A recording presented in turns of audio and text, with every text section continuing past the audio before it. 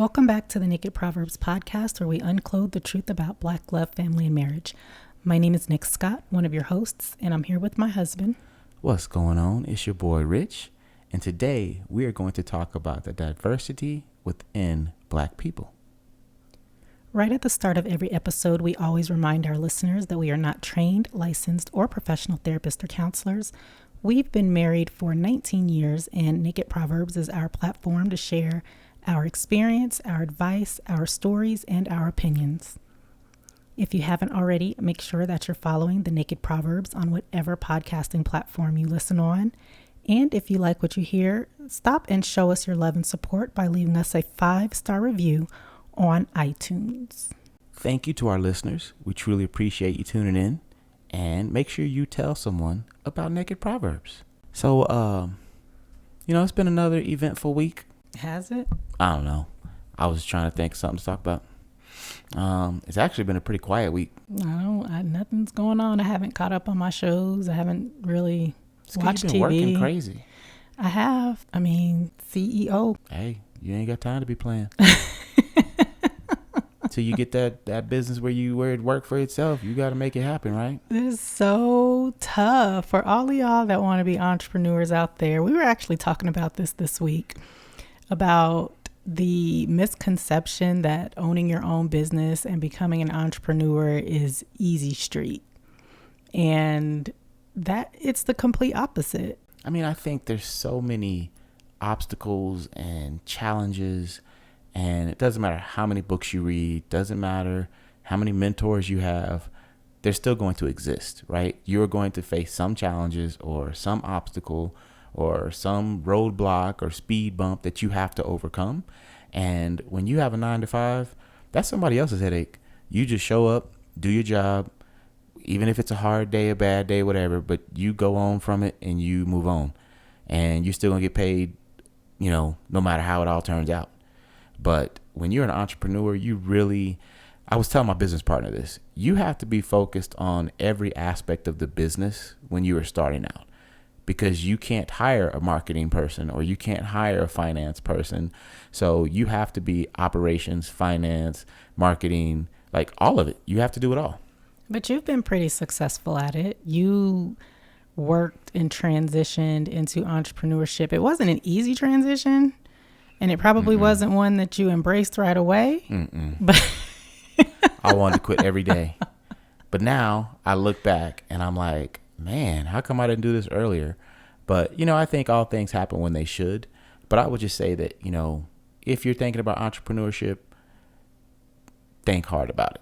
Don't just jump into it. But let's be clear. If you want to create some type of long-standing opportunity for generational wealth building, entrepreneurship really is the way to go, because there is no cap as long as you put in the work. There is no cap on the earning potential that you could have. That's true. But you got to put in the work. And that's the problem. Back to what we were talking about at the very beginning, just a few seconds ago. It's a lot of work until, what did you say? Until you can get it. Where it's just free flowing on its own, where it can function almost without you. Mm-hmm. And I think that that's the thing, though. Most people don't see the front end. Like even people that, will come up to me and say, well, hey, how do I get into your industry? Or how do I do what you do? And they weren't there for the first 3+ years of struggle and just frustration and wanting to quit, because it was so daunting, the task that lay ahead of me. Mm-hmm. And now it's like, well, I can tell you what to do, but most people aren't willing to do the work, so it doesn't even matter. But I think it's just so many times people look at entrepreneurs and they see the end, not even end result, but they see after you've gotten through the trial of fire. Mm-hmm. And you say it all the time. The 1% is the 1% for a reason. It's true. Yeah. They're not unique. They're not doing anything special, and it's not all just hand-me-down money. Mm-hmm. That's true. But everybody always wants to make it out like, oh, they just got their inheritance and that's why they're 1%. No, some of them, yes, but a lot of them are entrepreneurs. I remember when I worked at this place in town, and a donor wrote a check for $20 million. And this particular donor wasn't a, what do you call them? trust fund kid or whatever. Right. This donor was an immigrant and came to this country and built his business. He and his wife built this business to where they could literally write a $20 million check and donate it. Mm-hmm. Like, so you're right. It's not just always, I was blessed to be born into this family that has money, like the Hiltons or something like that. Yeah. Today's topic is an interesting topic to me because I think that so often we have this idea that there's only one kind of black or being black in America. And I'm quick to say, look, my black is different and that's okay, right? We had that conversation with our daughter before she headed off to college, helping her understand that you may not be quote unquote black like everyone else that's there because your experiences and the things you've done are different, but that doesn't make you less black. I think at one point in time, there were shared experience among the black community in America. Like there were shows that everybody watched, even in our generation, right? Like you and I, we grew up totally different, but there's a lot of commonalities in the way that we grew up, what we were watching, the things we were listening to, the things we ate, the places that we went, and even the things that we know. Mm-hmm. But I would say probably with this generation, Generation Z specifically, and maybe a little bit of the millennials, those experiences aren't necessarily shared anymore because the gap, I guess, between a working class black person, a middle class black person, upper middle class black, like there's black people all over the spectrum. Yeah. Yeah. And so that access really does contribute and constitute toward what that family and those people and those children are exposed to. And in the end, that doesn't change the fact that they're black. It doesn't. Right? No. I mean, because I look at, I'll use our children as an example. Our children have stamps in their passport.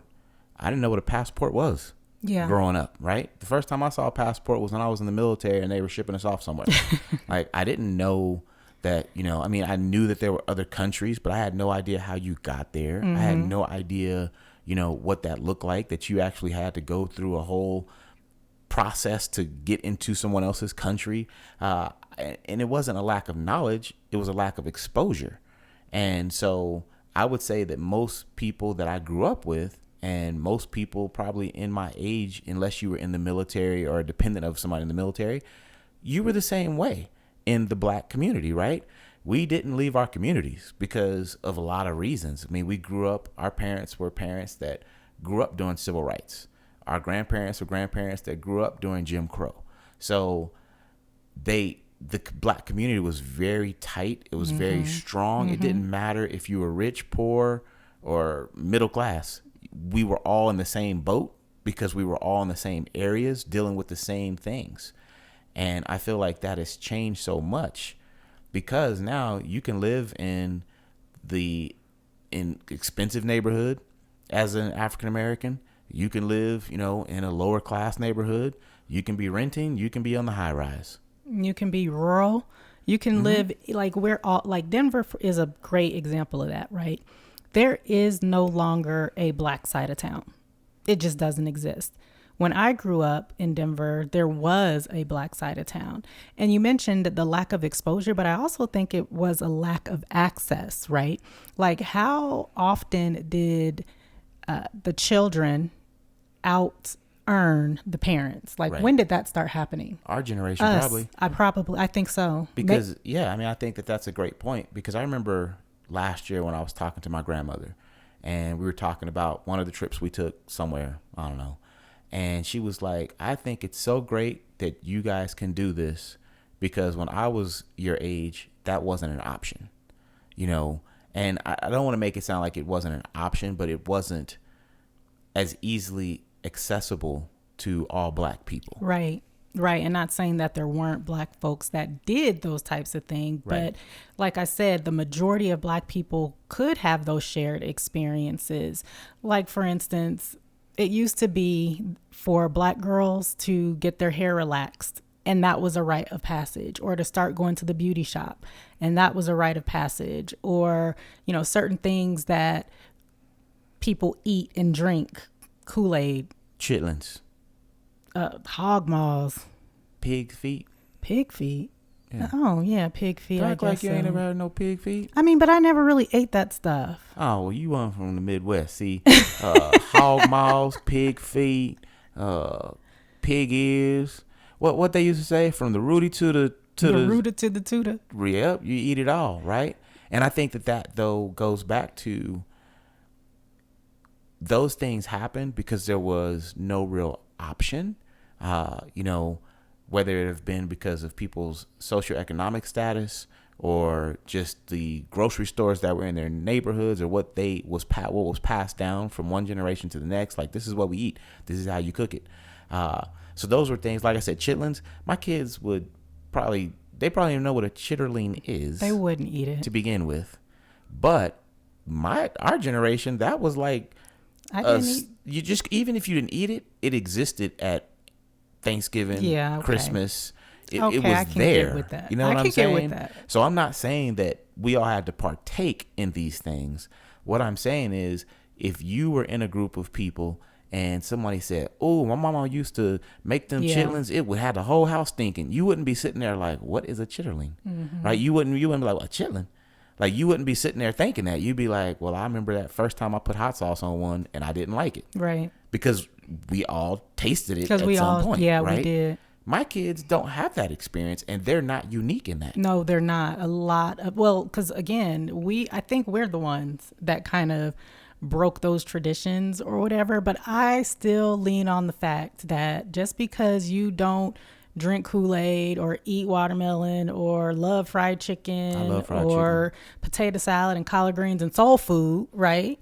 That does not make you less black. I remember when I went to college, and okay, let me pause. You and I have a lot of diversity between just the two of us. Because you knew what a pomegranate was but your whole life, and I didn't. First time you brought one of them things home. The things that I ate growing up are very different than the things. Because you were rich. We were not rich. You ate like rich people. No, we didn't. Did you? We had them paper food stamps just like everybody else. No, you ate pomegranate. That's not a rich thing. They had pomegranates on Boys in the Hood. You ate crab. Yeah, because my family's Creole. See, you have an excuse. Y'all was rich. You can't take seafood away from Creole people. We had some pork chops. We ate pork chops? Would you have it like crusted in gold bar flakes? He's like, "Baby, mama, can you make me one of those crusted golden pork Okay, so loins? Forget the food. Okay, so there's a lot of diversity with the food, but also, the things that we were exposed to. But there's still a lot of commonalities. Like, we can still have conversations about DJ Quick. A Different World. Oh, yeah. The Cosby Show. Of course, The Cosby Show. Boys in the Hood. Or even things that aren't necessarily black, like Saved by the Bell. Right. But I think that those were generational things when you start taking it out of the black culture, right? And it's just things that were happening during Oh, you our mean time like frame. pop culture. Right. Mm-hmm. And I would assume that most of these kids are pretty close still in that sense, and just black people as a whole. But I think what I'm saying is that, like, there are things that you can be exposed to that change how you see life, how you attack life, how you go into situations, how you react to things. Absolutely. And when you have a different black, then you may react differently. So here's an example. I think how we came up with this topic is we were invited to a couple's game night. And I can't remember what game it was. I feel like it might have been like a Jeopardy or something. Oh, it was. It was Jeopardy? Mm-hmm. Yep. And it was Black Jeopardy. Yep. And I don't know how many couples were there. About 8. Okay. And, well, whatever. It doesn't even matter. Because the questions that were being asked, it assumed that if you were black, you would know the answers to these questions. And I didn't know a lot of them. Obviously, we lost. And I'm not, saying anything about that. But the fact that there is this expectation that these games, like this Jeopardy game we played, or Black Card Revoked is really popular. Right. And that's a game that annoys me because it's like, how are you going to revoke my black card? Just because I know some ghetto shit that you know. Well, and that doesn't necessarily, it's not ghetto. And that's the thing. Like for me, it's not necessarily about it being ghetto as opposed to why are you trying to put black people in a box? Right. Why are you trying to keep us in this space when many of us are no longer in this space? It's kind of like what I said the other day about the collective many and I don't remember what I said, but something like that. I mean, because I think for me, and I said it was ghetto or whatever, but that's because I lost and I don't like to lose. But it was. But no, I there were some questions on there, and I don't remember the questions, because I have moved on, believe me. But there were some things on there that I was like, okay, great. But now I could ask you some things about finance, exactly, accounting, building wealth. How about hunting or fishing, anything outdoors. And I'm like, and there would be people that wouldn't know the answer. So black people, I then get to say, you get your black card revoked because I was exposed to hunting and fishing since I was like 3. So I've lived 40 years of hunting and fishing, and so it's a part of me. Or aviation. There's a lot of things that you know about as a black person. Right. And it doesn't take away from your blackness. But something I realized when we moved here to Colorado, because in the Midwest, Kansas, Oklahoma, even Texas, it's very similar to Kansas where I grew up. Mm-hmm. And so when I moved here and I would go to look for people to hunt with or to fish with, I quickly realized that there were people out there that did it, but they were usually a lot older and they were originally from the South. Mm-hmm. And so it quickly made me start to think like, well, this is not something that everybody does, because I grew up thinking that all black people did these things. Well, because that's what y'all did. I was exposed to, and that's what, I had around me. And so it really wasn't until I was in my 20s, almost probably even close to 30s, and we moved here, and I found out that that wasn't true. And like I have friends from California, friends from Chicago that are like in their 40s and 50s that have never. I'm the one that actually introduced them to hunting, fishing, backpacking, being outdoors. And so again, does that mean that they're less black, or I'm more black, or I'm less black because I do these things and they don't? No. I would have to say the first time that I realized and was exposed to true diversity of black people was when I went to Atlanta, to Clark Atlanta University. And I saw black people doing things that I truly did not know black people did, like skateboard. Like, it'd be black people skateboarding. And I'm like, why are they doing that white people stuff? But that did not make it less black. And on the flip side, people would always, because I am from Denver and because, Denver is different. It is.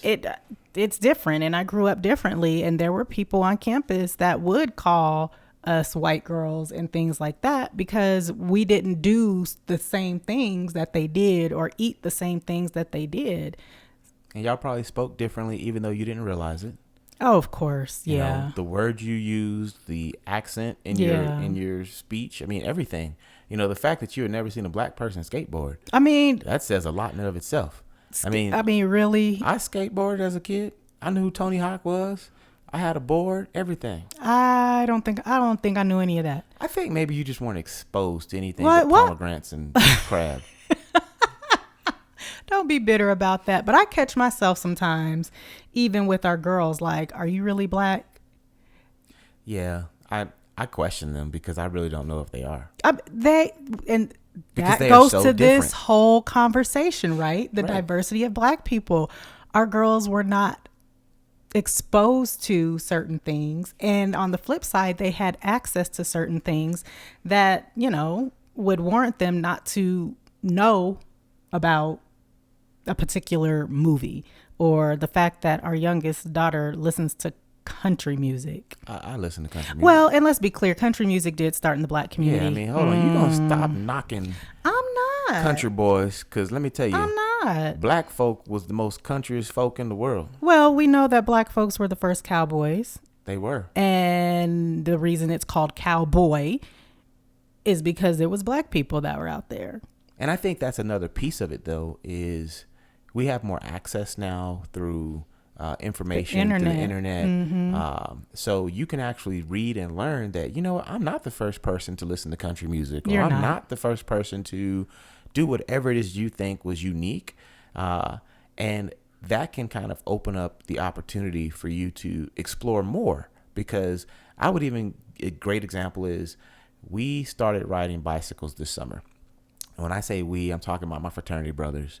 And there's like about 10 of us. What fraternity is it, baby? I know you want to say Kappa it. Alpha Psi Fraternity Incorporated, if you didn't know, the only fraternity that really matters. But anyway, we ride, and we started riding in groups of, like I said, 8 to 10 people on a Saturday.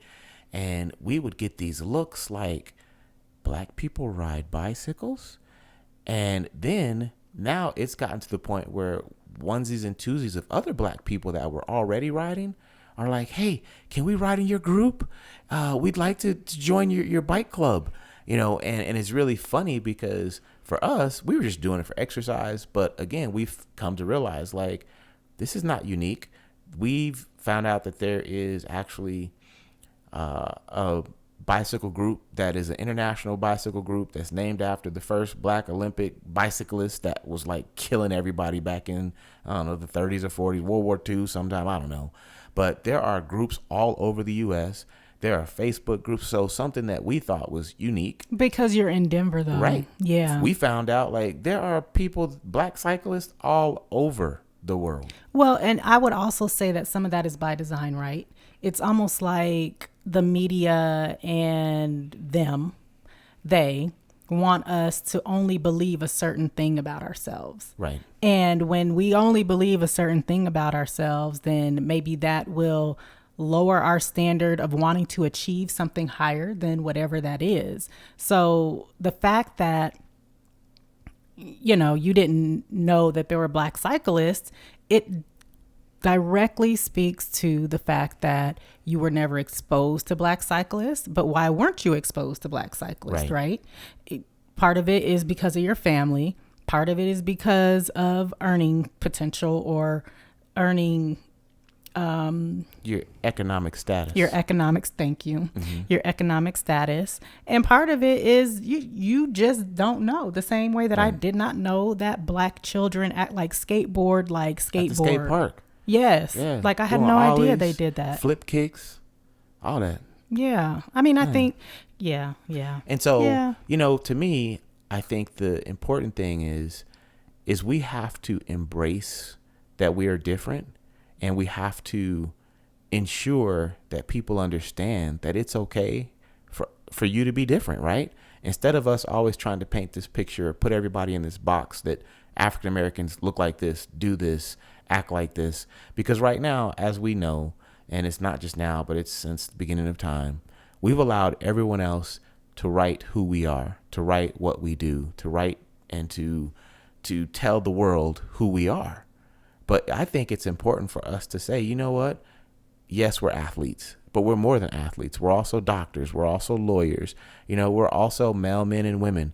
We are also people that work in service industries. We eat caviar and drink champagne too. And we also eat chitlins. And that's okay. Like, it doesn't make you any less black because you're on one end of the spectrum or the other. Or maybe you're like me and you're kind of in the middle. You do it both. You do a little bit of both. We are our worst offenders. Definitely. I would say if we could learn to not just embrace our own blackness and understand that, like I told our daughter before she went to an HBCU, I told her, I was like, there's going to be people that challenge your blackness. Those people from the East Coast, they blackity black. And those people from New York, they really going to be trying to challenge your blackness. But you have to be secure in who you are. So not just embracing it on our own, but embracing it within our community and within our culture. Like, we have to stop saying your black card is revoked. Give me your black card just because you don't know a certain thing, or you haven't listened to a certain song, or you haven't watched a certain movie. Like, that stuff does not make you black. That stuff doesn't, because you dress a certain way, or you've never had your hair pressed, or whatever it is, that stuff does not make you black. That's not what black is. Because at the end of the day, when you get pulled over, when you're being profiled, they don't care about all that. They don't care what TV shows you watch. They don't care what food you had to eat. Have you ever seen Boys in the Hood? I mean, like I always say, always use the Oprah Winfrey incident when she was overseas Oh, and yeah. got With the profiled. purse. Like, she is the richest black woman I know. And probably most well-known face. Right. Yeah. And she was still profiled. Why? Because she's black. Like, that is the first thing people are going to see about you, me, any of us before anything else, you know, is that you're black. And they're not going to say, well, your black card's revoked because you didn't know something or nothing or whatever. So it's like, to me, it's like we ourselves, like you said earlier, are our worst enemies because we create all of this divisiveness, and it doesn't help us come together. Instead, it just pushes us further apart. Well, I have one question before we go, because I feel like maybe some of this is or could be considered cultural.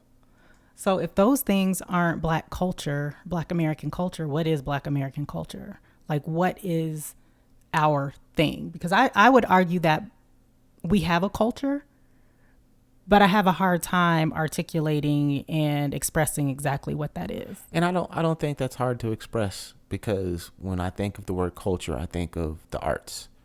I think of dance. I think of music. I think of food. And I think that in those aspects, there are things that are, soul food is a black thing. Yeah. That is an African American black thing. That is not just a person of color thing. When I think of music, you know, like you said in the Hip-hop. beginning, we have introduced just about every Country. genre of music that exists. Yeah. You know, we had some, when you think of dance, you know, I mean, those are things that I believe are a part of our culture. And they are probably things that were in our DNA from Africa, honestly. Mm-hmm. But, you know, I just think that there are certain things like that are easy to Stepping. identify. Mm-hmm. But then there are other things that are considered culture, but maybe aren't necessarily culture. Like when we start talking about shows we watched. Right. That's not culture. That's generational pop, I guess pop culture. I don't know. But it's not really necessarily culture Like in what the makes sense black of people black people. Right. Yes. It's almost like what makes a Italian an Italian. Yeah. What are those things that we do and that we have that we can identify and say this is a part of our culture? I like that. I like the way you explained that. That was good. Thank you, because I just made that up. Well, no, it was real good, though. I think it does offer and put a lot of perspective out there as to the fact that, yes, there is a black culture. Yes, there is diversity within black people. But when we start to talk about what it means to be black and our contributions to society and the things that make us who we are as a whole, the list is long when you think about it. Whitley Gilbert was just as black as anyone else on A Different World. But her experiences in life made her who she was, right? So I use this fictional character, but reality is that person exists. There's Whitley Gilberts all over the place. Right? I mean, she came from money. There are black people that come from money. She had a certain standard of living that she was used to having. And that didn't make her, like, just because you didn't grow up in the quote unquote hood, or you didn't grow up and flip on the lights and it didn't come on, or you didn't have to heat your house with your stove, that doesn't mean That's that you're not less black. black. That has nothing to do with black. That's not black. That's got That's more a to do with socioeconomic thing. But we, instead of being honest about that, want to just lump it into black culture, or, well, that's part of being black. No, that's not. That has nothing to do with being black. And I'm not saying I didn't have those experiences, because I have had some of those experiences. Sure. But you know what? My children didn't. And I don't want them to. And I don't want my grandchildren to have those experiences someday. So I'm going to continue to push so that they don't. Because to me, that has nothing to do with being black. No, it doesn't. And I'm going to say one last thing and I'm done for real. For real, for real? For real, for real. Okay. This is why sending your children to HBCUs are so important. Is that all you're going to say? That's it. I mean, because you will get the diversity of black people on any HBCU campus. So very true. I mean, you're going to have people that wrote a check for their school. Yep. You're going to have people that are on financial aid. Yep. You're going to have people that don't know how they're going to pay for first semester. Yep. But they there. Yep, they're there. You're going to have, and your kids, like our daughter, has already had experiences that she has never even been close to here. True. However, I would say that's going to help her become a more well-rounded woman in knowing how to navigate through every type of situation. Right. You know, because people would say that we live in a bubble and life is not a bubble. Definitely not. You gonna do the outro? You just out. He's out. I was done. I forgot about the outro. Okay. Thanks so much for listening to the Naked Proverbs podcast. We truly want you to have a happy marriage. We want you to thrive in your marriages and indulge in your spouse on a regular basis. Don't forget to follow the Naked Proverbs on whatever podcasting platform you listen on. And we will talk to y'all on the next one. Peace.